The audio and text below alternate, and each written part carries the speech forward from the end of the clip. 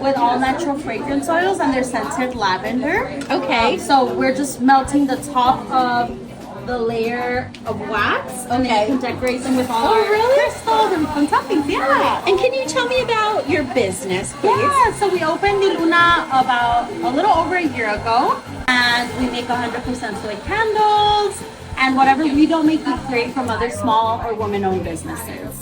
We have our shop, and it's open Monday through Saturday. So we have a lot of fun stuff. We do candle making workshops in this room, or we partner with other local businesses and we do them there for events, corporate events, anything like that. Great. And what about Hispanic Heritage Month and how that's tied in with our event today? So we're Mexican, and we feature a lot of Mexican woman-owned products or just Mexican products, and we try to incorporate our culture as much as we can. We have our Dia de los Muertos candle. We did an Agua Fresca collection. So we try to incorporate our culture as much as we can into all of our products. Oh, that's wonderful. Yeah, Thank you so much. thank you. Did I get your name? I'm sorry. Marinette. Do you mind spelling that? Mariaines.